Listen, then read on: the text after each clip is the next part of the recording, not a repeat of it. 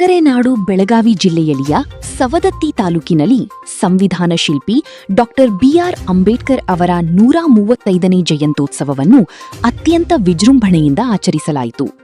ಸವದತ್ತಿಯ ಅಂಬೇಡ್ಕರ್ ಕಾಲೋನಿಯಿಂದ ಸವದತ್ತಿ ಕಿಲ್ಲಾವದರಿಗೂ ಸಾವಿರಾರು ಜನ ಮೆರವಣಿಗೆಯಲ್ಲಿ ಭಾಗವಹಿಸಿದ್ದರು.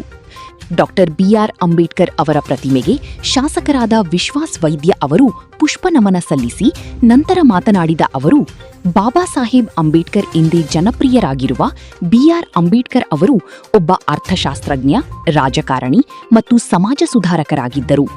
ಅವರು ಹಿಂದಿನ ಕಾಲದಲ್ಲಿ ಅಸ್ಪೃಶ್ಯರೆಂದು ಪರಿಗಣಿಸಲ್ಪಟ್ಟಿದ್ದ ದಲಿತ ಸಮುದಾಯದ ಹಕ್ಕುಗಳಿಗಾಗಿ ಹೋರಾಡಿದರು.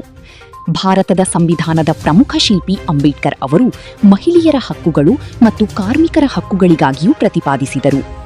ವಿಶೇಷವಾಗಿ ಮಹಿಳೆಯರು, ದಲಿತರು, ಆದಿವಾಸಿಗಳು, ಕಾರ್ಮಿಕರ ಹಕ್ಕುಗಳಿಗಾಗಿ ಹೋರಾಡಿದವರು.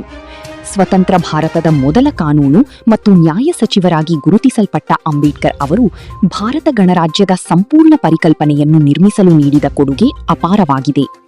ದೇಶಕ್ಕೆ ಅವರ ಕೊಡುಗೆ ಮತ್ತು ಸೇವೆಯನ್ನು ಗೌರವಿಸಲು ಅವರ ಜನ್ಮದಿನವನ್ನು ಪ್ರತಿ ವರ್ಷ ಏಪ್ರಿಲ್ 14ರಂದು ಆಚರಿಸಲಾಗುತ್ತದೆ. ಅಂಬೇಡ್ಕರ್ ಅವರ ತತ್ವಶಾಸ್ತ್ರ ಇಂದಿಗೂ ಪ್ರಸ್ತುತವಾಗಿದೆ. ಭಾರತದ ಸಾಮಾಜಿಕ ಸಾಂಸ್ಕೃತಿಕ ವ್ಯವಸ್ಥೆಯನ್ನು ರೂಪಿಸುವಲ್ಲಿ ಬಾಬಾ ಸಾಹೇಬ್ ಅವರ ಸಕ್ರಿಯ ಪಾತ್ರವಿಲ್ಲದಿದ್ದರೆ ಹಳೆಯ ಮತ್ತು ಪುರಾತನ ನಂಬಿಕೆಗಳಿಂದ ಮತ್ತು ವಿಶ್ವದ ಅತಿದೊಡ್ಡ ಪ್ರಜಾಪ್ರಭುತ್ವ ರಾಷ್ಟ್ರವಾದ ದೇಶಕ್ಕೆ ಯಾವುದೇ ಪ್ರಗತಿ ಸಾಧಿಸುವುದು ಅಸಾಧ್ಯವಾಗಿತ್ತು ಎಂದರು.